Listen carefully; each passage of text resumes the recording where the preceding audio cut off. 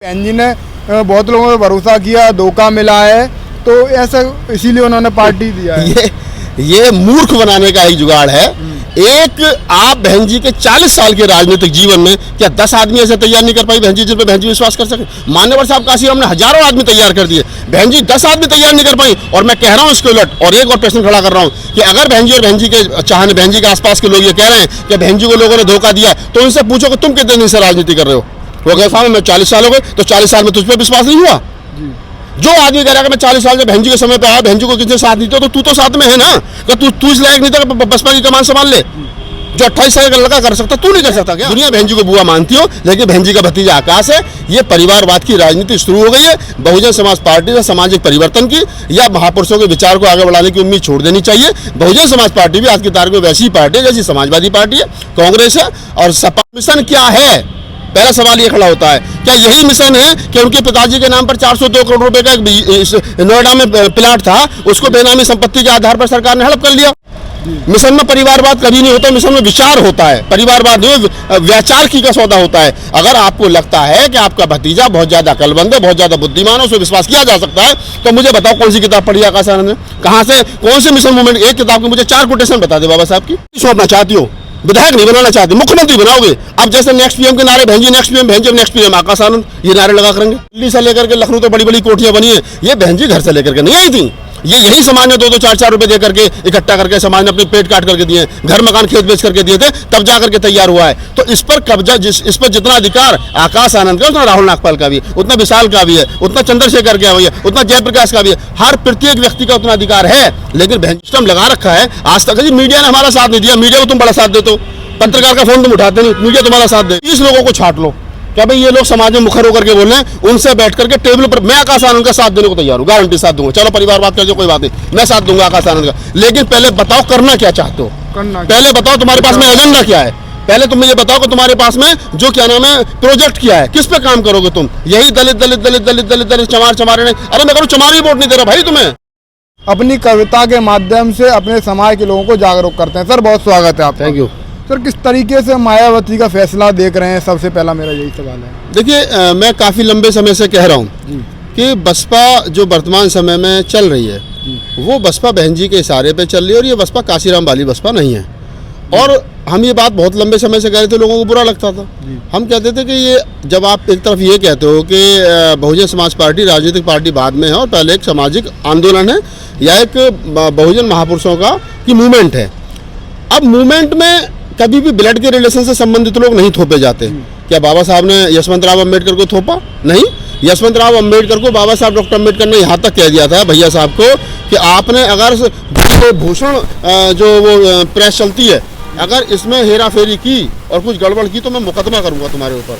तो बाबा साहब डॉक्टर अम्बेडकर अपने बेटे के लिए कहते थे कि मैं मुकदमा करूँगा। क्या फूले ने अपने वंशजों को थोपा? क्या कबीर ने अपने वंशजों को थोपा? नानक रैदास ने अपने वंशजों को थोपा? बुद्ध ने कहा कि राहुल को आप क्या नाम है संघ नायक बना लो? नहीं कहा।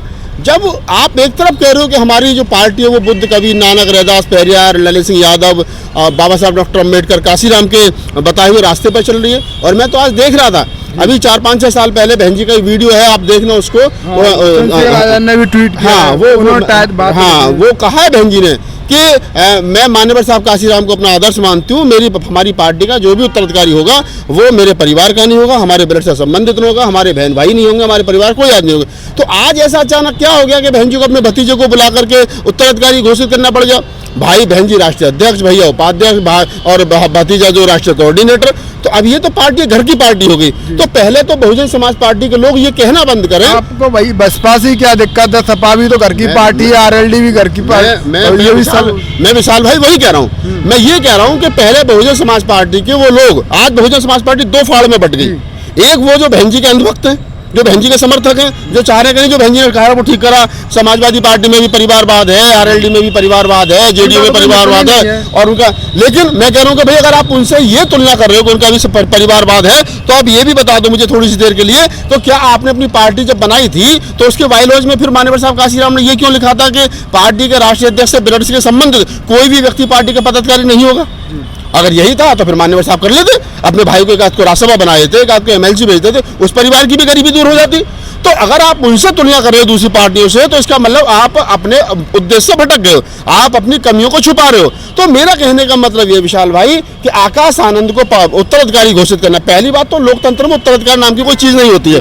एक तरफ लोग ये कहते हैं कि राजा की कोख से राजा पैदा नहीं होंगे, रानी की कोख से, और दूसरी तरफ आप जो उत्तराधिकारी घोषित करो, लोकतंत्र में लोग तय करते हैं उनका नेता कौन होगा, कैसा होगा, तो ये लोग तय करेंगे। बहन जी ये कहें कि मेरे 28 साल के भतीजे को आप जो है वो लोग क्या नाम नेता स्वीकार कर लीजिए, तो कुछ लोग हैं जो स्वीकार कर सकते हैं, जिनको कुछ उम्मीद होगी कि उनको शायद एमएलसी बन जाए, राज्यसभा चले जाए, कुछ चले जाए, कुछ लालच होगा। राहुल नागपाल को तो कोई लालच नहीं है, तो हम हमारा आकाश आनंद को भैंस तो खोने नहीं है, हमारी वैचार की लड़ाई है, हमारा वैचार की विरोध है। और अगर वैचार की विरोध राहुल नागपाल का, रतन लाल का, तमाम लोग जो हम जो वैचार की विरोध कर रहे हैं, और अगर ये बसपा के लोगों को लगता है कि हम गलत हैं, तो ये उनकी अंतर्गति होगी। एक तरफ बहन जी ने एक तर्क दिया, उनके समर्थकों ने दिया कि बहन जी ने बहुत लोगों पे भरोसा किया, धोखा मिला है, तो ऐसा इसीलिए उन्होंने पार्टी दिया है। ये मूर्ख बनाने का एक जुगाड़ है। एक आप बहन जी के 40 साल के राजनीतिक जीवन में क्या 10 आदमी ऐसे तैयार नहीं कर पाई बहन जी जिन पे बहन जी विश्वास कर सके। मान्यवर साहब काशीराम ने हजारों आदमी तैयार कर दिए, बहन जी 10 आदमी तैयार नहीं कर पाई। और मैं कह रहा हूँ इसके उलट, और एक और प्रश्न खड़ा कर रहा हूँ कि अगर बहन जी और बहन जी के चाहने, बहन जी के आसपास के लोग ये कह रहे हैं कि बहन जी को लोगों ने धोखा दिया, तो उनसे पूछो कि तुम कितने दिन से राजनीति कर रहे हो। वो कह साहब मैं 40 साल हो गए, तो 40 साल में तुझ पर विश्वास नहीं हुआ। जो आदमी कह रहा है मैं 40 साल से बहन जी के समय पे आया, बहन जी को किसने साथ दी, तो तू तो साथ में है ना, कि तू इस लायक नहीं था बसपा की कमान संभाल ले। जो 28 साल का लड़का कर सकता, तू नहीं कर सकता क्या। हमारे दिल्ली के प्रदेश प्रभारी हैं सीपी सिंह जी, 35 साल हो गए उनको बसपा में, राष्ट्रीय सचिव भी रहे, राष्ट्रीय कार्यकारिणी के मेंबर भी हैं, वो भी इस बात को कहते हैं। और तमाम लोग कहते हैं कि बहन जी को धोखा दिया। उस दिन रीतू के प्रोटेस्ट पे आए थे, कह रहे थे तो क्या सीपी सिंह जी में कुछ कमी थी, वो राष्ट्रीय कोऑर्डिनेटर नहीं बन सकते थे ना। लक्ष्मण सिंह में कमी थी, वो नहीं बन सकते थे क्या, बन सकते थे। लेकिन ये बात तय है कि दुनिया बहन जी को बहन जी कहती हो, लेकिन बहन जी का भैया आनंद है, दुनिया बहन जी को बुआ मानती हो, लेकिन बहन जी का भतीजा आकाश है। ये परिवारवाद की राजनीति शुरू हो गई है। बहुजन समाज पार्टी ने सामाजिक परिवर्तन की या महापुरुषों के विचार को आगे बढ़ाने की उम्मीद छोड़ देनी चाहिए। बहुजन समाज पार्टी भी आज की तारीख में वैसी पार्टी है जैसी समाजवादी पार्टी है, कांग्रेस है और सपा है, आरएलडी है, आरजेडी, तमाम राजनीतिक पार्टी है, वो भी चुनाव लड़। मिशन की बात करना गलत है। मिशन कहाँ मिशन रह गया बताओ ना मुझे। अगर मिशन की बात होती, अभी भी उन्होंने ट्वीट किया है कि मिशन मजबूती से आगे बढ़ाना है, आप मेरा साथ दीजिए। पहली बार ये पूछो कि मिशन है क्या। अगर आकाश आनंद ने ट्वीट किया है कि आप मेरा साथ दीजिए, हम मिशन को आगे बढ़ाएंगे, तो मिशन क्या है। पहला सवाल ये खड़ा होता है, क्या यही मिशन है कि उनके पिताजी के नाम पर 402 करोड़ रुपए का एक नोएडा में प्लाट था, उसको बेनामी संपत्ति के आधार पर सरकार ने हड़प कर लिया, ये मिशन है। कहां से आए भाई पैसे, बता दो जरा, हिसाब दे दो। आज जो आप लग्जरी लाइफ ले रहे हो, ये मिशन है, या वो मिशन था काशीराम साहब वाला कि जो जिनके भतीजे आज भी फटेहाल घूम रहे हैं, वो मिशन है। आप बताओ ना, अगर काशीराम का मिशन था तो उनके भतीजे तो फटेहाल घूम रहे हैं। अगर बाबा साहब का मिशन था तो उनके परिवार के पास तो हजारों करोड़ की प्रॉपर्टी नहीं है। फूले के, कबीर के, नानक के, रैदास के पास तो हजारों करोड़ की प्रॉपर्टी नहीं है। अगर आप ये कह रहे हो कि मिशन ये है, तो बताओ ना मिशन कौन सा, पहले तय कर लो मिशन है क्या। अगर यही मिशन है कि आप ब्रांडेड रहेंगे, ब्रांडेड खाएंगे, हवाई जहाज हेलीकॉप्टर मुड़ेंगे और कहेंगे हम मिशन चलाएंगे, तो मिशन है क्या बता दो, तो कौन सा मिशन चलाओगे बताओ ना, पहले मिशन तय कर लो कौन सा मिशन चलाओगे। उन्होंने जो बयान दिया वो कहीं उनके लिए बेतुका है लग रहा है आपको। अरे मैं तो कह रहा हूं ना, अगर कोई भी बहुजन समाज पार्टी का आदमी आकाश आनंद के समर्थन में और बहन जी के फैसले के समर्थन में खड़ा है और आज भी वो कह रहे हैं कि मिशन चलाएंगे, पहली बात तो मिशन बचा नहीं। मिशन में परिवारवाद कभी नहीं होता, मिशन में विचार होता है, परिवारवाद में वैचार की का सौदा होता है। अगर आपको लगता है कि आपका भतीजा बहुत ज्यादा अकलमंद है, बहुत ज्यादा बुद्धिमान है, उसे विश्वास किया जा सकता है, तो मुझे बताओ कौन सी किताब पढ़ी आकाश आनंद ने, कहां से, कौन से मिशन मूवमेंट, एक किताब की मुझे 4 कोटेशन बता दे बाबा साहब की। और अगर आप उसको नेता मान रहे हो तो लड़ाओ चुनाव, समाज स्वीकार करेगा। मजे की बात तो ये है, मना कर दिया चुनाव। अरे मैं चुनाव नहीं लड़ाऊंगा। क्यों भाई, नेता हो तुम चुनाव नहीं लड़ोगे? क्योंकि मैं अपने परिवार को मैं कभी विधायक नहीं बनाना चाहती, ना सांसद बनाना चाहती। मतलब पार्टी सौंपना चाहती हो, विधायक नहीं बनाना चाहती, मुख्यमंत्री बनाओगे। अब जैसे नेक्स्ट पीएम के नारे, बहन जी नेक्स्ट पीएम, बहन जी नेक्स्ट पीएम आकाश आनंद, ये नारे लगा करेंगे। मतलब प्रधानमंत्री बनाओगे, मुख्यमंत्री बनाओगे, चेयरमैन बनाओगे, राष्ट्रीय अध्यक्ष बनाओगे, पार्टी सौंप दोगे, लेकिन विधायक नहीं बनाओगे। क्यों नहीं बनाओगे भाई? डर तो चुनाव लड़ने से, हारने से डर तो। कह रहे हैं सीट आ जाएगी किसी का। तो तुम कौन से, तुम टाटा अंबानी हो गए, उसका मतलब ये तुम क्या कर रहे हो, तुम गरीब। वहीं एमएलसी जो भीमराव अम्बेडकर जी हैं, वो ये कहते हैं कि संघर्ष के दौर में उनको पार्टी मिली है, पार्टी का गिरा हुआ है, वो तो संघर्ष कर रहे हैं। बहन जी ने मुझे, मैं भीमराव अम्बेडकर जी की बात का भी जवाब देता हूँ, हमारे अच्छे मित्र हैं। जब आकाश आनंद जी 2018 में बसपा में उनकी एंट्री हुई थी, जब छत्तीसगढ़, राजस्थान, मध्य प्रदेश का चुनाव हुआ था 2018 में, उस समय पर जितना वोट बसपा को छत्तीसगढ़, राजस्थान और मध्य प्रदेश में मिला था, तब से लेकर के और इस चुनाव तक आकाश आनंद जी 4 और 3 राज्यों में डेरा डाले पड़े रहे। गली गली घूमे, लोगों से मिले, रिजल्ट आपके सामने है कि वोट पिछली बार से 53% कम हो गया। अभी आधा % कम हुआ। नहीं मैं कह रहा हूँ जितना का पहले 100 वोट मिले थे तो इस बार 47 वोट मिले। ये वोट जो आधा हो गया, सीट जो है वो चौथाई रह गई। तो ये आकाश आनंद जी की उपलब्धि है पिछले 5 साल की। मजे की बात यह है कि अब हम बीजेपी को गाली दे रहे हैं। बीजेपी में राजस्थान में जिस आदमी के, मध्य प्रदेश में जिस आदमी के नेतृत्व में चुनाव लड़ा गया, शिवराज सिंह चौहान मध्य प्रदेश का ही था ना, उसको उसके नेतृत्व में चुनाव लड़ा गया, वो पार्टी जिता करके लाया और उसको साइड लाइन करके यादव जी को लाया कि ये मुख्यमंत्री बनेगा। इसे कहते हैं सिस्टम, इसे कहते हैं आगे की रणनीति। आप बीजेपी के नेता बेहतर काम कर रहे हैं, फिर भी वो बेहतर ढूंढ रहे हैं। हमारे वाले नेता गधे, वो 0 रिजल्ट ला रहे हैं और फिर भी उनको उत्तराधिकारी बनाया जा रहा है। एक बात इसमें यही आती है, मिशन मूवमेंट की हमारी पार्टियां बात करती हैं, वहीं बीजेपी में मिशन मूवमेंट और वो लोकतंत्र बचा हुआ। मुझे ऐसे देखा जैसे कि छत्तीसगढ़ में आदिवासी मुख्यमंत्री बना दिया, मध्य प्रदेश में यादव मुख्यमंत्री बना दिया, ओबीसी का हुआ, इधर राजस्थान में दलित सीएम की बात चल रही है। तो लोकतंत्र आप किसमें देख पा रहे हो? देखिए, आप मुझे बताइए कि अगर आज की तारीख में नड्डा बीजेपी के अध्यक्ष हैं तो नड्डा ने कभी सोचा तो बीजेपी का अध्यक्ष बनेगा? नहीं ना। उनके यहाँ सिस्टम है।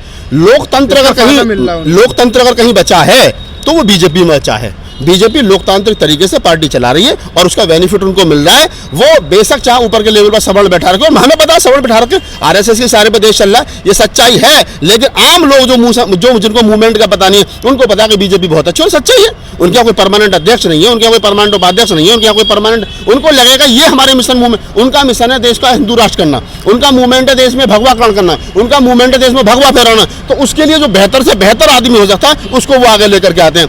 2017 के चुनाव में जब योगी जी दूर दूर तक नहीं थे, केशव प्रसाद मौर्य के नाम पर चुनाव लड़ा गया, लेकिन 325 एमएलए होने के बाद में उत्तर प्रदेश के अंदर बीजेपी ने किसी विधायक को इस लायक नहीं समझा उसे मुख्यमंत्री बना दे। योगी आदित्यनाथ का इस्तीफा करवाया, उसे मुख्यमंत्री बनाया। क्यों? क्योंकि उनको हिंदुत्व चेहरा चाहिए था।